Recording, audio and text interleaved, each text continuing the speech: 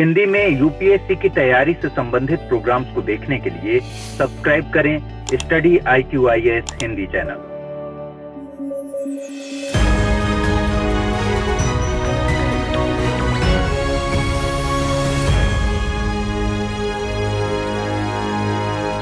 हाल ही में one health joint plan of action launch किया गया। इसके जरिए इंसानों, जानवरों, पौधों और पर्यावरण के खतरों को कम करने पर काम किया जाएगा। इसे 4 संस्थाओं ने मिलकर जारी किया है। इन संस्थाओं में FAO यानी Food and Agriculture Organization of the United Nations, UNEP यानी the United Nations Environment Programme, WHO यानी वर्ल्ड हेल्थ ऑर्गेनाइजेशन और OIE यानी the World Organization for Animal Health के द्वारा जारी किया गया है। वन हेल्थ के मकसद से तैयार किया गया ये पहला प्लान है। इसमें सिस्टम और क्षमताओं को स्वास्थ्य के लिहाज से एक साथ लाया गया है। प्लान को 5 सालों 2022 से 2026 तक के लिए तैयार किया गया है। UNEP यानी यूनाइटेड नेशंस एनवायरनमेंट प्रोग्राम का गठन साल 1972 में किया गया था।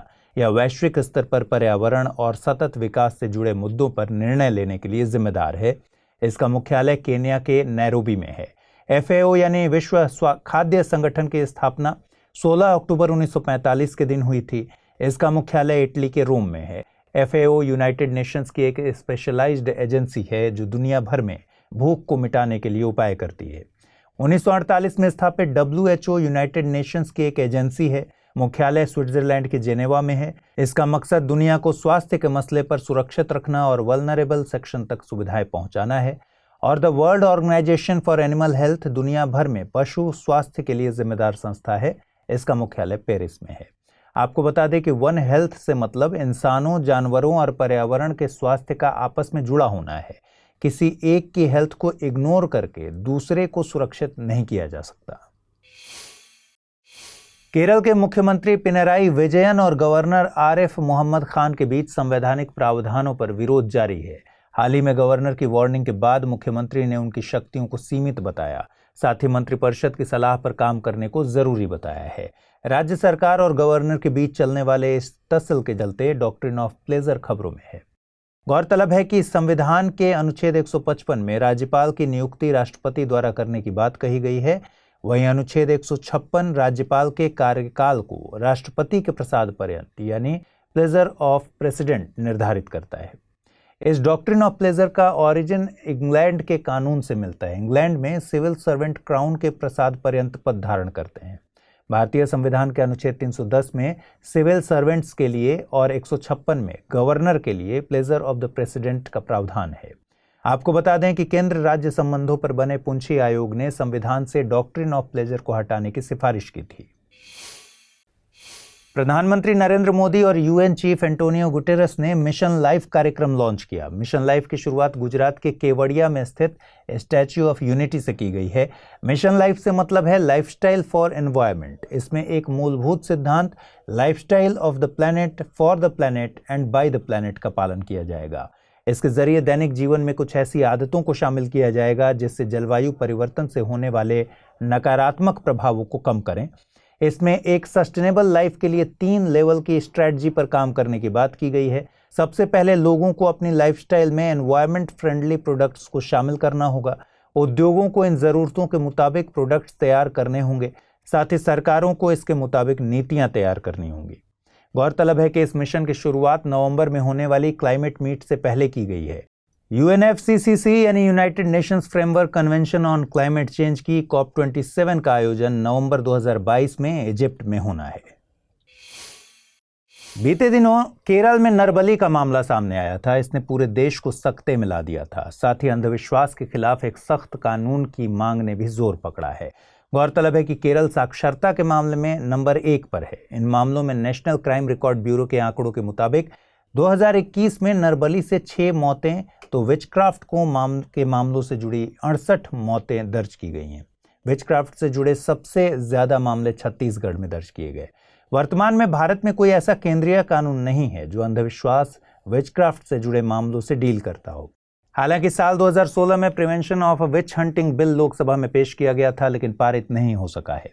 इंडियन पिनल कोड अपहरण और मर्डर जैसे मामलों के लिए तो प्रावधान करता है, लेकिन अंधविश्वास के चलते किसी को मौत के घाट उतार देने जैसे क्राइम के लिए धारा नहीं है। केंद्रीय स्तर पर इस तरह के कानूनों की गैर मौजूदगी से कई राज्यों ने अपने स्तर पर प्रयास जरूर किए हैं। बिहार भारत में पहला राज्य था जिसने विचक्राफ्ट को रोकने के लिए कानून लागू किया। आइए अब देखते हैं आज के बुलेटिन पर आधारित क्या सवाल बन सकते हैं। पहला सवाल, पुंछी आयोग संबंधित है केंद्र राज्य संबंधों से, डिजिटल पेमेंट्स से, बैंकिंग से या फिर पर्यावरण से। दूसरा सवाल, निम्नलिखित कथनों पर विचार कीजिए। भारत में अंधविश्वास से जुड़े मामलों के लिए सख्त कानून है। मिशन लाइफ जलवायु परिवर्तन के प्रभाव को कम करने से संबंधित है। One health joint plan of action को विश्व स्वास्थ्य संगठन द्वारा अन्य संस्थाओं के सहयोग से जारी किया गया है। नीचे दिए गए कूटों का प्रयोग कर सही कथन या कथनों को चुनिए। केवल 1 और 2, केवल 2 और 3, केवल 1 और 3 या फिर 1, 2 और 3। आइए देखते हैं पिछले बुलेटिन पर आधारित क्या सवाल बने थे और उनके सही जवाब क्या हैं। पिछले बुलेटिन के सवालों पर बात करने से पहले पिछले बुलेटिन में पूछे गए प्रीवियस ईयर क्वेश्चन के जवाब को गौर कीजिए। यूपीएससी ने पूछा था, निम्नलिखित में से कौन सा शहर अपने उन्नत जल संचयन और प्रबंधन प्रणाली के लिए जाना जाता है, जहां बांधों की श्रृंखला का निर्माण किया गया था, संबद्ध जलाशयों में नहर के माध्यम से जल को प्रवाहित किया जाता था। कालीबंगर, रोपण, धौलावीरा या फिर राखीगढ़ी। इस प्रश्न का सही जवाब है धौलावीरा। धौलावीरा का प्राचीन शहर गुजरात राज्य के कच्छ जिले में एक पुरातात्विक स्थल है। धौलावीरा कर्क रेखा पर स्थित है। यह कच्छ के महान रण में कच्छ रेगिस्तान वन्य जीव अभयारण्य में खादिर बेट द्वीप पर स्थित है। यह शहर अपनी उन्नत जल संचयन और प्रबंधन प्रणाली के लिए जाना जाता है। इसे यूनेस्को ने भारत के 40वें विश्व विरासत स्थल के तौर पर घोषित किया है। अब देखते हैं पिछले बुलेटिन में जो सवाल हमने पूछे उसके सही जवाब क्या है। पहला सवाल है, निम्नलिखित में से कौन सा अनुच्छेद समान नागरिक संहिता का प्रावधान करता है? अनुच्छेद 42, 43, 44 या फिर 45। और इसका सही जवाब है विकल्प सी यानी अनुच्छेद 44। अगला सवाल था, निम्नलिखित कथनों पर विचार कीजिए। लोथल सिंधु घाटी सभ्यता के पोर्ट सिटी के तौर पर प्रसिद्ध है। मोहनजोदड़ो भारत के गुजरात राज्य में स्थित है। नीचे दिए गए कूटों का प्रयोग कर सही उत्तर चुनिए। केवल 1, केवल 2, 1 और 2 दोनों, न तो 1 नहीं 2। सही जवाब है ऑप्शन ए केवल 1। मोहनजोदड़ो भारत में न होकर पाकिस्तान में स्थित है। केंद्र सरकार ने शिक्षा को लोकतांत्रिक बनाने के मकसद से एनसीआरएफ यानी नेशनल क्रेडिट फ्रेमवर्क लॉन्च किया। इसे पब्लिक ओपिनियन के लिए पेश किया गया है। एनसीआरएफ एक अम्ब्रेला फ्रेमवर्क है जिसके जरिए देश में credit based education system launch करने की तैयारी है। इसमें विद्यार्थियों के क्रेडिट एक ABC यानी एकेडमिक बैंक ऑफ क्रेडिट में स्टोर किए जाएंगे। एकेडमिक बैंक ऑफ क्रेडिट से मतलब है एक डिजिटल स्टोर हाउस जिसमें आपके एकेडमिक्स के मार्क्स को स्टोर किया जा सकता है। इसमें विद्यार्थी का अपना डिजिटल अकाउंट होगा। इसके जरिए विद्यार्थी ने जिस कॉलेज या यूनिवर्सिटी में एनरोल किया है वहां पर 50% कोर्स पूरा करना अनिवार्य है। उसके बाद का कोर्स किसी दूसरे कॉलेज या यूनिवर्सिटी से पूरा किया जा सकता है। इसे सरल शब्दों में अगर समझें तो मान लीजिए आप इंस्टीट्यूट ए से मास मीडिया का कोई कोर्स कर रहे थे। किसी वजह से आप इंस्टीट्यूट ए से कोर्स पूरा नहीं कर पाए।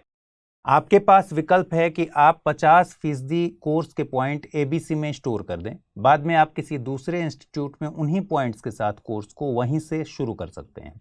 इससे एकेडमिक्स में कई तरह के लाभ होंगे, जैसे स्टूडेंट मोबिलिटी, एकेडमिक फ्लेक्सिबिलिटी और विद्यार्थियों को अपने लर्निंग पाथ का चुनाव करने का मौका खुद को मिलेगा। चलिए आगे बढ़ें। इन दिनों खबरें चल रही हैं कि सरकार जल्द ही GM मस्टर्ड को मंजूरी दे सकती है। माना जा रहा है कि जेनेटिक इंजीनियरिंग अप्रेजल कमेटी जल्द ही पूरी रिसर्च के बाद इस पर अपनी हामी भर देगी। अनुमति मिलने के बाद भारत में GM सरसों की वाणिज्यिक खेती की जा सकेगी। जेनेटिक इंजीनियरिंग अप्रेजल कमेटी पर्यावरण मंत्रालय के तहत एक सांविधिक समिति है। इस समिति का गठन खतरनाक सूक्ष्म जीव या जेनेटिकली इंजीनियर्ड जीवों के विनिर्माण, उपयोग और भंडारण पर बने 1989 के नियमों के तहत हुआ था। ये नियम 1986 के पर्यावरण संरक्षण अधिनियम के तहत जारी हुए थे। देश में किसी भी GM फसल की पर्यावरणीय मंजूरी यही कमेटी देती है। बात करें GM फसलों की तो ये ऐसी फसलें होती हैं जिनमें जीन्स को आर्टिफिशियली मॉडिफाई किया जाता है। आमतौर पर इसके लिए दूसरे ऑर्गेनिज्म से जेनेटिक मटेरियल लिया जाता है। GM फसलों को इस तरह तैयार करते हैं कि इनके बीजों से फसल पहले से बेहतर हो, ये बीमारियों से लड़ सकें और सूखे से जूझ सकें। साथ ही इन फसलों में कीटाणुओं के हमले से लड़ने की क्षमता बहुत ज़्यादा होती है। चूंकि इन फसलों की न्यूट्रिशनल वैल्यू बहुत ज़्यादा होती है, इसलिए खाद्य सुरक्षा में भी इनकी बहुत बड़ी भूमिका है। हालांकि ये बात अलग है कि भारत में अभी तक केवल एक GM फसल BT कॉटन की खेती को ही मंजूरी मिली है। सरकार अब जीएम सरसों की खेती को मंजूरी देने की तैयारी में है, लेकिन पर्यावरण के कुछ जानकार इसका विरोध कर रहे हैं। जानकारों का मानना है कि जीएम फसलें क्रॉप डाइवर्सिटी के लिए खतरा हैं। न केवल इससे फूड सिक्योरिटी पर खतरा बढ़ेगा, बल्कि कीटनाशकों का इस्तेमाल भी काफी बढ़ जाएगा। वहीं बीज बाजार चूंकि किसानों की बजाय निजी हाथों में रहेगा, इसलिए कृषि क्षेत्र पर भी इसका खराब असर देखा जा सकता है। सरकार जिस जीएम मस्टर्ड को मंजूरी दे सकती है उसे DMH11 भी कहा जा रहा है। इसे ट्रायल के लिए सरकार ने 2017 में अनुमति दी थी। जेनेटिक इंजीनियरिंग अप्रेजल कमेटी पर यूपीएससी 2015 में सवाल भी पूछ चुका है। सवाल पूछा गया था, जेनेटिक इंजीनियरिंग अप्रेजल कमेटी का गठन निम्नलिखित में से किसके अंतर्गत हुआ? खाद्य सुरक्षा एवं मानक अधिनियम 2006, वस्तुओं के भौगोलिक संकेतक पंजीकरण एवं सुरक्षा अधिनियम 1999, पर्यावरण सुरक्षा अधिनियम 1986 या फिर वन्य जीव संरक्षण अधिनियम 1972। इसका सही जवाब है विकल्प सी, यानी पर्यावरण सुरक्षा अधिनियम 1986। प्रधानमंत्री नरेंद्र मोदी ने मिशन डेफ स्पेस लॉन्च किया। इसे गुजरात में आयोजित हुए डिफेंस एक्सपो के दौरान लॉन्च किया गया। इसका मकसद अंतरिक्ष के क्षेत्र में डिफेंस फोर्सेज के लिए नवाचार करना है। किसी भी देश को भविष्य में सुरक्षित रहने के लिए अंतरिक्ष में सुरक्षा के लिए काम करना होगा। इस क्षेत्र की चुनौतियों की पहचान तीनों सेनाओं के द्वारा की गई है। इस मिशन के तहत निजी क्षेत्रों के लिए 75 चुनौतियों की पहचान की गई है। इन चुनौतियों से निपटने की रणनीतियां मिशन डेफ स्पेस के तहत तैयार की जाएंगी। आपको बता दें कि defence space agency Indian armed forces के लिए एक ट्राई सर्विस एजेंसी के तौर पर काम करती है। यह स्पेस वॉरफेयर और सैटेलाइट इंटेलिजेंस के क्षेत्र में काम करने के लिए जिम्मेदार है। इसका मुख्यालय बेंगलुरु में है। 12वें डिफेंस एक्सपो के साथ Indian ocean Region Plus Defence minister Conclave आयोजित किया गया। इसमें दुनिया के 40 देशों ने हिस्सा लिया था। इसकी theme challenges, opportunities and collaborations in the Indian ocean रखी गई थी। इसका मकसद हिंद महासागर के देशों के बीच संस्थागत तौर पर वार्ता को, बातचीत को बढ़ावा देना है। इसमें प्रधानमंत्री नरेंद्र मोदी के विजन सागर के तहत हिंद महासागर को शांतिपूर्ण रखने की बात की गई। सागर से मतलब है security and growth for all in the region. Sagar Bharat की इंडियन ओशन पॉलिसी की थीम है, जिसे प्रधानमंत्री नरेंद्र मोदी ने साल 2015 में लॉन्च किया था। गौरतलब है कि पहला Indian ocean reason defence minister conclave फरवरी 2021 में बेंगलुरु में आयोजित किया गया था। आइए अब देखते हैं आज के बुलेटिन पर आधारित क्या सवाल बन सकते हैं। पहला सवाल है, मिशन डेफ स्पेस संबंधित है अंतरिक्ष के क्षेत्र में रक्षा से, सैटेलाइट निगरानी से, घरेलू रक्षा हथियारों के निर्माण से, या फिर नासा और इसरो के संयुक्त मिशन से। अगला सवाल, निम्नलिखित कथनों पर विचार कीजिए। Indian ocean reason Defence Ministers Conclave को मुलायम सिंह यादव के रक्षा मंत्री के पद पर रहते हुए शुरू किया गया था। सागर यानी security and growth for all in the region Bharat की इंडो पैसिफिक से संबंधित रणनीति है। नीचे दिए गए कूटों का प्रयोग कर सही कथन या कथनों का चुनाव कीजिए। केवल एक, केवल दो, एक और दो दोनों, न तो एक न ही दो। चलिए देखते हैं पिछले बुलेटिन में मैंने क्या सवाल पूछे थे और सही जवाब उनके क्या हैं। पहला सवाल था, पुंछी आयोग संबंधित है केंद्र राज्य संबंधों से, डिजिटल पेमेंट से, बैंकिंग से, या फिर पर्यावरण से। इसका सही जवाब है विकल्प ए, यानी पुंछी आयोग केंद्र राज्य संबंधों से संबंधित है। अगला सवाल मैंने पूछा था, निम्नलिखित कथनों पर विचार कीजिए। भारत में अंधविश्वास से जुड़े मामलों के लिए सख्त कानून है। मिशन लाइफ जलवायु परिवर्तन के प्रभाव को कम करने से संबंधित है। One health joint plan of action को विश्व स्वास्थ्य संगठन द्वारा अन्य संस्थाओं के सहयोग से जारी किया गया है। नीचे दिए गए कूटों का प्रयोग कर सही कथन या कथनों का चुनाव करना था। केवल एक और दो, केवल दो और तीन, केवल एक और तीन, या फिर एक, दो और तीन। और इसका सही जवाब है विकल्प बी, यानी केवल दो और तीन कथन सही हैं। भारत में अंधविश्वास से जुड़े मामलों के लिए सख्त कानून नहीं है। बीते 16 अक्टूबर को विश्व खाद्य दिवस मनाया गया था। इस साल की theme leave no one behind रखी गई। 16 अक्टूबर 1945 के दिन FAO यानी विश्व खाद्य संगठन की स्थापना की गई थी। इसका मुख्यालय इटली के रोम में है। FAO यूनाइटेड नेशंस की एक स्पेशलाइज्ड एजेंसी है जो कि दुनिया भर में भूख को मिटाने के उपाय करती है। FAO के द्वारा वैश्विक स्तर पर एक पहल GIAHS यानी कि globally important agriculture heritage system शुरू की गई थी। GIAHS के जरिए दुनिया भर की परंपरागत कृषि प्रणालियों को संरक्षित किया जाता है। इस मौके पर विश्व खाद्य पुरस्कार से USA की सिंथिया रोजनविक को सम्मानित किया गया। उन्हें यह पुरस्कार जलवायु परिवर्तन के खाद्य उत्पादन पर पड़ने वाले प्रभाव पर किए गए शोध के लिए दिया गया है। गौरतलब है कि इस पुरस्कार की घोषणा मई 2022 में की गई थी। भारत से यह पुरस्कार MS स्वामीनाथन, वर्गीज कुरियन, गुरदेव सिंह खुश और रतन लाल को दिया जा चुका है। MS स्वामीनाथन भारत के महान कृषि वैज्ञानिक हैं। उन्हें देश की हरित क्रांति के जनक के तौर पर जाना जाता है। वहीं वर्गीज कुरियन एक इंजीनियर और एंटरप्रेन्योर थे। उन्हें देश की श्वेत क्रांति के जनक के तौर पर जाना जाता है। गुरदेव सिंह खुश कृषि वैज्ञानिक हैं। उन्हें वैश्विक स्तर पर चावल की सप्लाई बढ़ाने के लिए जाना जाता है, जब दुनिया की जनसंख्या बहुत तेजी से बढ़ रही थी। उन्हें चावल की हरित क्रांति के जनक के तौर पर भी जाना जाता है। वहीं भारतीय मूल के मृदा विज्ञानी रतन लाल को साल 2020 के विश्व खाद्य पुरस्कार से सम्मानित किया गया था। इस प्रश्न की अहमियत समझने के लिए साल 2016 में UPSC की प्रारंभिक परीक्षा में पूछे गए सवाल पर गौर करते हैं। सवाल था, FAO पारंपरिक कृषि प्रणालियों को सार्वभौमिक रूप से महत्वपूर्ण कृषि विरासत प्रणाली ग्लोबली इंपॉर्टेंट सिस्टम GIAHS की हैसियत प्रदान करता है। इस पहल का संपूर्ण लक्ष्य क्या है? अभी निर्धारित GIAHS के स्थानीय समुदायों को आधुनिक प्रौद्योगिकी, आधुनिक कृषि प्रणाली का प्रशिक्षण एवं वित्तीय सहायता प्रदान करना, जिससे उनकी कृषि उत्पादकता अत्यधिक बढ़ जाए। पारितंत्र अनुकूली परंपरागत कृषि पद्धतियां और उनसे संबंधित परिदृश्य यानी लैंडस्केप, कृषि जैव विविधता और स्थानीय समुदायों के ज्ञान तंत्र का अभिनिर्धारण एवं संरक्षण करना। इस प्रकार अभिनिर्धारित GIAHS के सभी भिन्न भिन्न कृषि उत्पादों को भौगोलिक सूचक यानी जियोग्राफिकल इंडिकेशन की हैसियत प्रदान करना। नीचे दिए गए कूट का प्रयोग कर सही उत्तर चुनिए। केवल 1 और 3, केवल 2, केवल 2 और 3, 1, 2 और 3। इस प्रश्न का जवाब भी कमेंट बॉक्स में लिखिएगा। बढ़ते हैं अगले समाचार की तरफ। PM मोदी ने फर्टिलाइजर्स के लिए एक ब्रांड भारत लॉन्च किया है। केंद्र सरकार ने वन नेशन वन फर्टिलाइजर के मकसद से एक योजना प्रधानमंत्री भारतीय जन उर्वरक परियोजना लॉन्च की है। योजना के तहत कंपनियों को सब्सिडाइज्ड उर्वरकों को ब्रांड भारत के तहत बेचना जरूरी बनाया गया है। इन उर्वरकों में DAP यानी कि डाई अमोनियम फॉस्फेट, MOP यानी म्यूरेट ऑफ पोटाश और NPK शामिल हैं। उर्वरकों के लिए सिंगल ब्रांड भारत को PM किसान सम्मान सम्मेलन के दौरान लॉन्च किया गया। इस मौके पर 600 PMKSK यानी PM किसान समृद्धि केंद्रों का भी उद्घाटन किया गया। PMKSK किसानों के लिए वन स्टॉप शॉप के तौर पर काम करेंगे। यहाँ से किसान कृषि क्षेत्र से संबंधित तमाम तरह की सुविधाओं का लाभ उठा सकेंगे। साथ ही कृषि से संबंधित इनपुट्स की खरीद और सरकारी योजनाओं की जानकारी ले सकेंगे। इस दौरान PM ने एक मैगजीन इंडियन एज को भी लॉन्च किया। इसमें घरेलू और अंतर्राष्ट्रीय उर्वरक परिवेश की जानकारी हासिल हो सकेगी। आपको बता दें कि सरकार उर्वरक सब्सिडी का भुगतान उर्वरक कंपनियों को करती है। इस सब्सिडी का अंतिम लाभार्थी किसान ही होता है।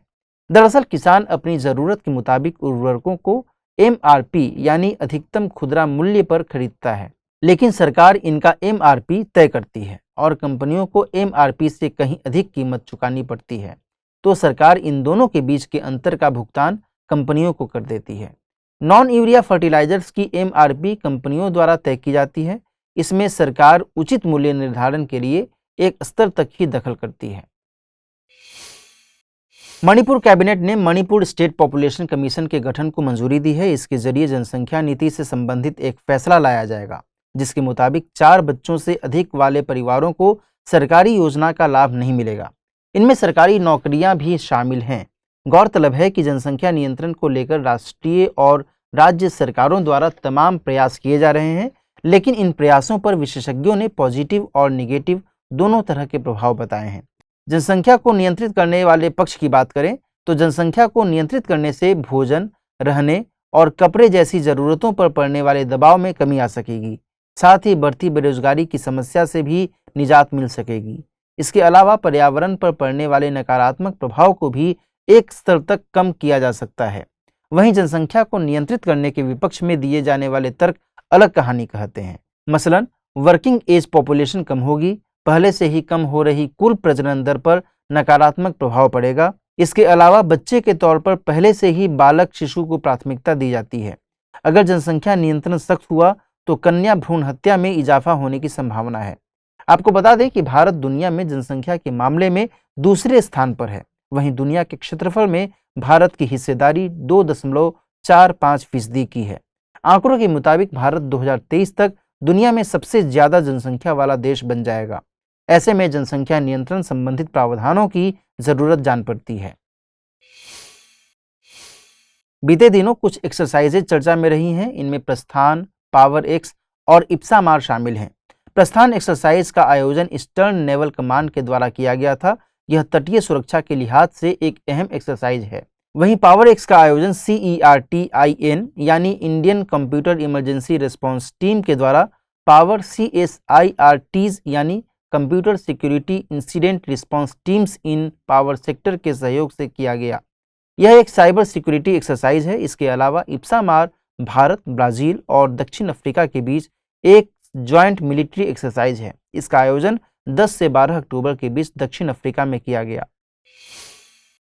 आज के बुलेटिन पर आधारित सवाल पर गौर करते हैं। पहला सवाल है, इंडियन एज एक मैगजीन है। यह किस विषय से संबंधित जानकारी उपलब्ध कराती है? भारतीय सेनाओं से, उर्वरकों से, खनिजों से या फिर भूविज्ञान से? दूसरा सवाल है, खाद्य एवं कृषि संगठन FAO के संदर्भ में निम्नलिखित कथनों पर विचार कीजिए। पहला कथन, यह दुनिया का सबसे बड़ा मानवीय संगठन है जो कि भूख मिटाने के प्रयास करने के साथ खाद्य सुरक्षा को बढ़ावा देता है। दूसरा कथन, यह संयुक्त राष्ट्र यानी UN की एक विशेष एजेंसी है। तीसरा कथन, इसने वैश्विक रूप से महत्वपूर्ण globally important agriculture heritage system यानी GIAHS की शुरुआत की। ऊपर दिए गए कथनों में से कौन सा या शेष सही है या फिर है? केवल 1 और 3, केवल 2 और 3, केवल 2, 1, 2 और 3। पिछले बुलेटिन पर आधारित प्रश्न था, किस देश ने पर्यटकों पर सस्टेनेबल डेवलपमेंट फीस का प्रावधान किया है? नेपाल, श्रीलंका, मालदीव या फिर भूटान? सही जवाब है ऑप्शन डी, यानी भूटान ने पर्यटकों पर सस्टेनेबल डेवलपमेंट फीस का प्रावधान किया है। दूसरा सवाल था, निम्नलिखित कथनों पर विचार कीजिए। कथन 1, व्हाइट रेनबो एक रेयर फेदर फिनोमेना है। कथन 2, पोस्टल इंडेक्स नंबर को 15 अगस्त 1972 से शुरू किया गया था। नीचे दिए गए कूटों का प्रयोग कर सही कथन या कथनों का चुनाव कीजिए। केवल 1, केवल 2, 1 और 2 दोनों, न तो 1 और न ही 2। सही जवाब है ऑप्शन सी, 1 और 2 दोनों। हिंदी में UPSC की तैयारी से संबंधित प्रोग्राम्स को देखने के लिए सब्सक्राइब करें स्टडी IQIS हिंदी चैनल। हाल ही में रणथंभौर टाइगर रिजर्व से सरिस्का टाइगर रिजर्व में बाघों का ट्रांसलोकेशन किया गया है। इस मूव से सरिस्का टाइगर रिजर्व में बाघों की संख्या में इजाफा होगा। गौरतलब है कि सरिस्का में ही देश का पहला टाइगर री इंट्रोडक्शन साल 2008 में हुआ था। ये राजस्थान के अलवर जिले में है। अरावली की पहाड़ियों में स्थित सरिस्का टाइगर रिजर्व पहले महाराजा ऑफ अलवर के शिकार करने के क्षेत्र के तौर पर संरक्षित था। यहाँ पर बाघ, तेंदुआ, नीलगाय, सांभर, चीतल आदि पाए जाते हैं। यहाँ 10वीं और 11वीं शताब्दी के कई मंदिरों के अवशेष पाए जाते हैं। इसमें कनकवाड़ी किला और नीलकंठ मंदिर प्रमुख हैं। वहीं रणथंभौर नेशनल पार्क राजस्थान के सवाई माधोपुर में स्थित है। चंबल और बनास नदियां इसे दोनों तरफ से घेरे हुए हैं। इसमें रणथंभौर किला, त्रिनेत्र गणेश मंदिर इत्यादि स्थित हैं। बीते दिनों राजस्थान की रामगढ़ विषधारी सेंचुरी को देश के 52वें टाइगर रिजर्व का दर्जा दिया गया था। यह राजस्थान का चौथा टाइगर रिजर्व है। इससे पहले राजस्थान में रणथंभौर, सारिस्का और मुकुंदरा टाइगर रिजर्व थे। नामीबिया से चीते मंगवाने के बाद भारत इंडियन बायसन यानी गौर को श्रीलंका भेजने की तैयारी में है। श्रीलंका से गौर 17वीं शताब्दी के अंत में विलुप्त हो गए थे। अब श्रीलंका ने भारत से 6 इंडियन बायसन की मांग की है। इस प्रस्ताव के मंजूर होने के बाद वाइल्ड लाइफ डिप्लोमेसी के तहत भारत और श्रीलंका के बीच होने वाला पहला समझौता होगा। इंडियन बायसन को सिंहली भाषा में ग्वारा कहते हैं। इनके अवशेष श्रीलंका की प्राचीन गुफाओं में खूब पाए जाते हैं, लेकिन 17वीं शताब्दी के अंत में ये विलुप्ति के कगार पर पहुंच गए। श्रीलंका की मैथोलॉजिकल स्टोरीज और आइकॉनोग्राफी में भी इन्हें खूब जगह दी गई है। आपको बता दें कि इंडियन बायसन एक एकांत प्रिय जानवर है। इसे वन्य जीव संरक्षण अधिनियम 1972 की अनुसूची 1 में संरक्षित किया गया है। साथ ही IUCN की रेड लिस्ट में वल्नरेबल का दर्जा हासिल है। दुनिया में इनकी कुल आबादी का 85% भारत में पाया जाता है। इनकी मौजूदगी म्यांमार और थाईलैंड में भी है। इनका शिकार मुख्य रूप से रॉयल बंगाल टाइगर और सॉल्ट वाटर क्रोकोडाइल के द्वारा किया जाता है। केंद्र सरकार ने गेहूं और सरसों की एमएसपी यानी मिनिमम सपोर्ट प्राइस में इजाफा किया है। गेहूं की एमएसपी में 110 रुपए प्रति क्विंटल और सरसों की एमएसपी में 400 रुपए प्रति क्विंटल का इजाफा किया गया है। इसका मकसद किसानों की आय बढ़ाना और उत्पादन में वृद्धि करना है। एमएसपी की घोषणा सीसीईए यानी cabinet committee on economic affairs के द्वारा सीएसीपी यानी commission for agricultural cost and prices की सिफारिश पर की जाती है। इसका मकसद किसानों को संकट के समय फसल बेचने से बचाना और सार्वजनिक वितरण के लिए अनाज की खरीद करना है। इसके लिए भारत एक सीमा के भीतर बफर स्टॉक करती है। वर्तमान में सरकार रबी और खरीफ दोनों की फसलों को मिलाकर 23 फसलों के लिए एमएसपी घोषित करती है। गन्ने की एमएसपी को एफआरपी यानी फेयर एंड रेम्यूनरेटिव प्राइसेस कहा जाता है। इस खबर की अहमियत को समझने के लिए साल 2020 में यूपीएससी की प्रारंभिक परीक्षा में पूछे गए सवाल पर गौर कीजिए। सवाल था, निम्नलिखित कथनों पर विचार कीजिए। सभी अनाजों, दालों एवं तिलहनों का न्यूनतम समर्थन मूल्य एमएसपी पर प्रापण खरीद भारत के किसी भी राज्य केंद्र शासित प्रदेश यूटी में असीमित होता है। अनाजों एवं दालों का एमएसपी किसी भी राज्य केंद्र शासित प्रदेश में उस स्तर पर निर्धारित किया जाता है जिस स्तर पर बाजार मूल्य कभी नहीं पहुंच पाते। उपर्युक्त कथनों में से कौन सा या से सही है या है? केवल एक, केवल दो, एक और दो दोनों, न तो एक नहीं दो। इस प्रश्न का जवाब भी कमेंट बॉक्स में जरूर दें। इंटरपोल जनरल असेंबली की 90वीं बैठक नई दिल्ली में आयोजित हुई। प्रधानमंत्री नरेंद्र मोदी ने इसे संबोधित किया। प्रधानमंत्री ने दुनिया को सुरक्षित बनाने के लिए साझा जिम्मेदारी की बात की। गौरतलब है कि इंटरपोल की बैठक भारत में तकरीबन 25 सालों के बाद आयोजित की गई है। अंतिम बार भारत में यह बैठक साल 1997 में आयोजित की गई थी। इंटरपोल साल 2023 में अपने 100 साल पूरे करने वाली है। आपको बता दें कि इंटरपोल का पूरा नाम है इंटरनेशनल क्रिमिनल पुलिस ऑर्गेनाइजेशन। इसका मुख्यालय फ्रांस के लियोन में है। अपने 194 सदस्य देशों के साथ इंटरपोल दुनिया का सबसे बड़ा पुलिस संगठन है। भारत इसके सबसे पुराने सदस्यों में से एक है। भारत 15 अक्टूबर 1949 से इसका सदस्य है। सीबीआई यानी Central Bureau of Investigation Interpol में भारत का प्रतिनिधित्व करती है। इंटरपोल 8 तरह के नोटिस जारी करता है। इनमें red, yellow, green, orange, black, blue, purple और Interpol UN security council special notice शामिल है। रेड नोटिस वांटेड पर्संस के लिए, येलो मिसिंग पर्संस के लिए, जबकि ब्लू अतिरिक्त जानकारी के लिए जारी की जाती है। इसके अलावा ब्लैक पहचान न हो पाने वाले शवों के लिए और ग्रीन वार्निंग एंड इंटेलिजेंस के लिए जारी होता है। ऑरेंज नोटिस नजदीकी संकट के लिए, वहीं पर्पल नोटिस अपराधियों द्वारा प्रयोग किए जा रहे उपकरण, तरीके और उनकी कार्यप्रणाली की सूचना जानने के मकसद से जारी किया जाता है। इसके अलावा Interpol UN security council special notice ऐसे व्यक्तियों और समूहों के लिए जारी किए जाते हैं जो UN security council sections committee के निशाने पर होते हैं। आइए देखते हैं आज के बुलेटिन पर आधारित क्या सवाल बन सकते हैं। पहला सवाल है, अक्सर खबरों में रहने वाले सरिस्का, रामगढ़ विषधारी और मुकुंदरा टाइगर रिजर्व कहां स्थित हैं? कर्नाटक, मध्य प्रदेश, राजस्थान या फिर तेलंगाना? अगला सवाल है, इंडियन बायसन के संबंध में निम्नलिखित कथनों पर विचार कीजिए। इसे वन्य जीव संरक्षण अधिनियम 1972 के अनुसूची 1 में संरक्षित किया गया है। भारत के अलावा म्यांमार और थाईलैंड में भी इनकी उपस्थिति दर्ज की गई है। IUCN स्टेटस इंडेंजर्ड है। नीचे दिए गए कूटों का प्रयोग कर सही कथन या कथनों का चुनाव कीजिए। केवल एक, केवल दो, केवल एक और दो या फिर 1, 2 और 3।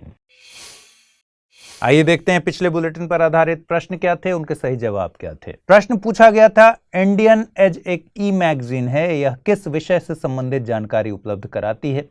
भारतीय सेनाओं से, उर्वरकों से, खनिजों से या फिर भूविज्ञान से? और सही जवाब है उर्वरकों से, ऑप्शन बी। अगला सवाल था, खाद्य एवं कृषि संगठन FAO के संदर्भ में निम्नलिखित कथनों पर विचार कीजिए।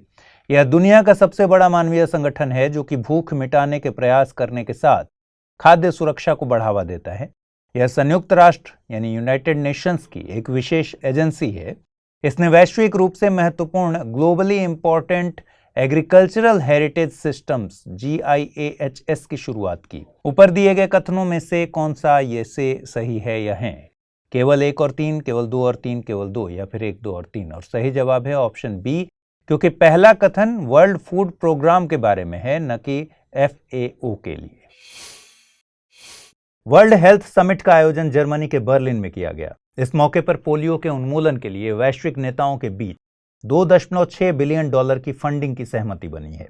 पोलियो उन्मूलन के लिए GPEI यानी global polio eradication initiatives 2022-26 strategy पर काम किया जाएगा। वर्ल्ड हेल्थ समिट वैश्विक स्वास्थ्य के लिए एक इंटरनेशनल स्ट्रेटेजिक फोरम है। 16 से 18 अक्टूबर 2022 के बीच आयोजित हुई ये पहली समिट है जो WHO के साथ आयोजित की गई थी। वर्ल्ड हेल्थ समिट के अध्यक्ष अलेक्स आर प्रीज हैं। ये WHO के इतर एक फोरम है। गौरतलब है कि US centre for disease control and prevention के मुताबिक पोलियो एक खतरनाक बीमारी है जो तंत्रिका तंत्र को प्रभावित करती है। इसका वायरस संक्रमित व्यक्ति के मल में रहता है, इसलिए हाथों की सफाई का ध्यान न रखने पर दूसरों को भी संक्रमण हो सकता है। पोलियो का वायरस इंटेस्टाइन में मल्टीप्लाई होता है, जहां से यह नर्वस सिस्टम को संक्रमित करता है और पैरालिसिस का कारण भी बन सकता है। पोलियो से पैरालाइज होने के बाद कोई इलाज नहीं है। हालांकि पोलियो के संक्रमण को वैक्सीन से रोका जा सकता है। पोलियो वायरस के 3 वेरिएंट्स होते हैं। किसी देश को पोलियो मुक्त घोषित करने के लिए इन तीनों प्रकारों का वाइल्ड ट्रांसमिशन रुकना चाहिए। उन्मूलन यानी इरेडिकेशन के लिए वाइल्ड और वैक्सीन डिराइव्ड पोलियो के मामले 0 होने चाहिए। 27 मार्च 2014 को WHO द्वारा भारत को पोलियो मुक्त देश का सर्टिफिकेट दिया गया था। प्रधानमंत्री नरेंद्र मोदी ने गुजरात यात्रा के दौरान NMHC यानी नेशनल मैरीटाइम हेरिटेज कॉम्प्लेक्स का निरीक्षण किया। गौरतलब है कि NMHC का निर्माण गुजरात के लोथल में किया जा रहा है। लोथल सिंधु घाटी सभ्यता के दक्षिणतम शहरों में से एक है। माना जाता है कि स्पोर्ट सिटी का निर्माण 2200 BC के दौरान हुआ था। लोथल का विकास एक प्रमुख व्यापारिक केंद्र के तौर पर हुआ था। यहाँ से रत्नों, गहनों और मोतियों का व्यापार पश्चिम एशिया और अफ्रीका के लिए किया जाता था। लोथल का गुजराती में मतलब होता है मृतकों का टीला। यहाँ पर नोट कर लें कि पाकिस्तान में स्थित सिंधु घाटी सभ्यता के शहर मोहनजोदड़ो का भी सिंधी भाषा में यही अर्थ होता है। ASI के मुताबिक लोथल में दुनिया की ज्ञात सबसे पुरानी डॉक थी जो इसे साबरमती नदी के पुराने मार्ग से जोड़ती थी। नेशनल इंस्टीट्यूट ऑफ ओशनोग्राफी ने यहाँ पर मरीन माइक्रोफॉसल्स, जिप्सम और सॉल्ट क्रिस्टल्स की भी खोज की है, जिससे पता चलता है कि यहाँ पर कभी समुद्री पानी की पहुंच रही है। आपको बता दें कि लोथल को यूनेस्को वर्ल्ड हेरिटेज लिस्ट के लिए साल 2014 में नॉमिनेट किया गया था। अभी ये यूनेस्को की टेंटेटिव लिस्ट में दर्ज है। इस खबर की अहमियत को समझने के लिए साल 2021 में UPSC की प्रारंभिक परीक्षा में पूछे गए एक सवाल पर गौर करिए। निम्नलिखित में से कौन सा शहर अपने उन्नत जल संचयन और प्रबंधन प्रणाली के लिए जाना जाता है, जहां बांधों की श्रृंखला का निर्माण किया गया था, संबद्ध जलाशयों में नहर के माध्यम से जल को प्रवाहित किया जाता था? कालीबंगा, रोपड़, धौलावीरा या फिर राखीगढ़ी? चलिए आगे बढ़ें। पहले से ही फॉरेन एक्सचेंज रिजर्व में भारी कमी का सामना कर रही RBI ने 11 सालों में सबसे कम फॉरवर्ड प्रीमियम दर्ज किया है। फॉरवर्ड प्रीमियम दर से मतलब भारत और USA के बॉन्ड की ब्याज दरों में अंतर से है। ये एक ऐसी स्थिति होती है जिसमें किसी मुद्रा की फॉरवर्ड या future exchange rate spot rate यानी वर्तमान कीमत से ज्यादा होती है। इस दर के अंतर में कमी आ रही है क्योंकि USA का फेडरल बैंक RBI के मुकाबले ब्याज दरों में तेजी से इजाफा कर रहा है। Forward premium rate currency depreciation के बारे में संकेत के तौर पर काम करती है। इससे पता चलता है कि करेंसी किस डायरेक्शन में जा रही है। गौरतलब है कि डॉलर लगातार मजबूत हो रहा है। ऐसे में RBI विदेशी मुद्रा बाजार में दखल करके रुपए की कीमत में होने वाली अस्थिरता को रोकने का प्रयास कर रही है। हाल ही में कानून मंत्रालय ने सुप्रीम कोर्ट में एक हलफनामा दायर किया था। इसके मुताबिक सरकार संसद को UCC यानी समान नागरिक संहिता पर कानून बनाने के लिए निर्देश नहीं दे सकती। किसी विषय पर कानून बनाना संसद का काम है। सरकार इस मुद्दे को 22वें विधि आयोग के सामने भी रखेगी। गौरतलब है कि राज्य के नीति निदेशक तत्व के अनुच्छेद 44 में भारत के समस्त राज्य क्षेत्र में नागरिकों के लिए एक यूनिफॉर्म सिविल कोड के लिए प्रयास करने की बात की गई है। यूनिफॉर्म सिविल कोड से मतलब है कि भारत के लिए एक कानून होगा जो सभी धार्मिक समुदायों के विवाह, तलाक, गोद लेने और विरासत जैसे मुद्दों पर लागू होगा। वर्तमान में अलग अलग धर्मों के लोग इन मामलों में पर्सनल लॉज से शासित होते हैं। UCC को संविधान के नीति निदेशक तत्वों में शामिल किया गया है, इसलिए ये केवल गाइडलाइंस हैं, इन्हें लागू करना बाध्यकारी नहीं है। आपको बता दें कि विधि आयोग एक गैर सांविधिक संस्था है। इसका गठन कानून मंत्रालय द्वारा एक नोटिफिकेशन जारी करके किया जाता है। 22वें विधि आयोग के गठन का नोटिफिकेशन फरवरी 2020 में जारी किया गया था, लेकिन इसके अध्यक्ष और सदस्यों की वैकेंसी अभी तक भरी नहीं गई है। आइए अब जल्दी से देखते हैं आज के बुलेटिन पर आधारित क्या सवाल बन सकते हैं। पहला सवाल है, निम्नलिखित में से कौन सा अनुच्छेद समान नागरिक संहिता का प्रावधान करता है? अनुच्छेद 42, अनुच्छेद 43, 44 या फिर 45। अगला सवाल है, निम्नलिखित कथनों पर विचार कीजिए। लोथल सिंधु घाटी सभ्यता के पोर्ट सिटी के तौर पर प्रसिद्ध है। मोहनजोदड़ो भारत के गुजरात राज्य में स्थित है। नीचे दिए गए कूटों का प्रयोग कर सही उत्तर चुनिए। केवल एक, केवल दो, एक और दो दोनों, न तो एक न ही दो। आइए अब देखते हैं पिछले बुलेटिन पर आधारित क्या सवाल बने और उनके सही जवाब क्या हैं। पहला सवाल पूछा था मैंने, अक्सर खबरों में रहने वाले सरिस्का, रामगढ़, विषधारी और मुकुंदरा टाइगर रिजर्व कहाँ हैं? कर्नाटक, मध्य प्रदेश, राजस्थान, तेलंगाना। सही जवाब है विकल्प सी यानी राजस्थान। अगला सवाल मैंने पूछा था, इंडियन बायसन के संबंध में निम्नलिखित कथनों पर विचार कीजिए। इसे वन्य जीव संरक्षण अधिनियम 1972 की अनुसूची 1 में संरक्षित किया गया है। भारत के अलावा म्यांमार और थाईलैंड में भी इनकी उपस्थिति दर्ज की गई है। IUCN स्टेटस इंडेंजर्ड है। नीचे दिए गए कूटों का प्रयोग कर सही कथन या कथनों का चुनाव कीजिए। केवल एक, केवल दो, केवल एक और दो या फिर एक, दो और तीन। सही जवाब है विकल्प सी यानी केवल एक और दो सही हैं। इंडियन बायसन का IUCN स्टेटस वल्नरेबल है, न कि इंडेंजर्ड।